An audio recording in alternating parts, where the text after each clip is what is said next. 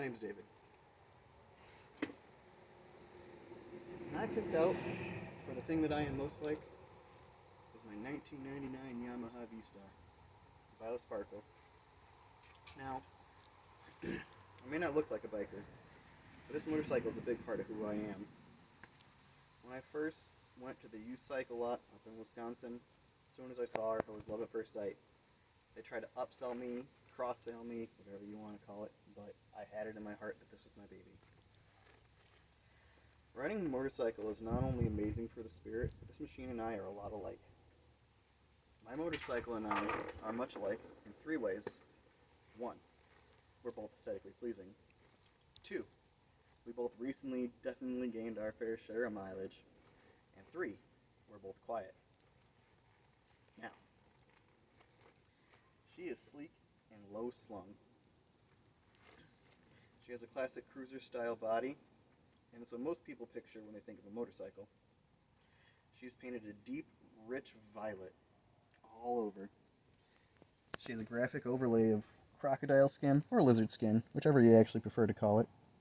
And then over on her fenders and on her tank, she has hand-done pinstriping, which shows me that someone loved her a hell of a lot, and I can only hope to love her so much too.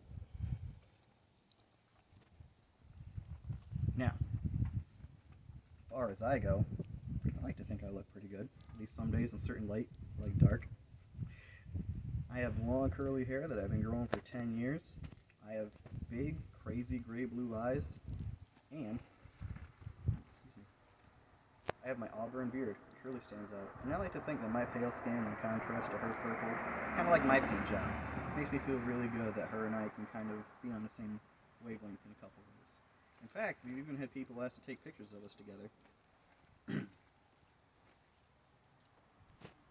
Now, although Violet and I are both aesthetically pleasing, we both have put a couple miles on us in the past couple years. She's currently sitting at 25,000 miles, and at least half of those were her and I together. Not too long ago, maybe about 2 weeks ago, we had a close scrape. It was really one of those things that they'll teach you about in a class, but until you're actually there with it, it's a different ballgame. Going over a highway overpass, and I had this black SUV coming off the off-ramp way faster than they should have been, and I can see it in my mind, in my mind's eye. It was not looking good. That if I did not do something about it, this was going to be where I cashed in my chips. So, a tight chest, heart in my throat. I gripped that throttle, I ripped it, and I rode it like a bat out of hell. And here I am now. We made it, girl. Now, as far as my own miles go, I'm not going to lie, I'm a first-time dad. And while children can be taxing at the best of times, it is downright heart-wrenching at other times. Roughly a month ago, I had to take my daughter to the ER because she had to get stitches. She had fallen down while she was outside. She had a gash. And nothing really hurts you as a parent as much as knowing that your kid's hurting, but you're doing all that you can, and that's all there is to it. And it kind of puts things into perspective when you have someone relying on you like that. Now, it's two things so far. We're both aesthetically pleasing, and we're both doing pretty good despite the amount of miles we have on us. Now, third, and lastly, we're both quiet as well. She's an 1100cc, but she sounds like a much smaller bike. She comes equipped stock with dual pipes and have dampeners in them. So, while some bikers like to go for a loud and proud Harley, I like to not be heard from miles away, and I prefer to use my agility, my senses, my reflexes especially, to really get myself where I need to be and make sure I'm not in harm's way, as well as not to disturb those around me. For the same reason, I like to embrace quietness. I don't need to be the center of attention, and I appreciate that my bike isn't that way either. Also, whenever someone's speaking, I normally keep it to myself. I don't normally give out what I'm thinking unless someone else actually asks of it, or if they desperately need it. And sometimes, quiet is easiest on the soul. Better to let them think you a fool than to open your mouth and prove their assumptions.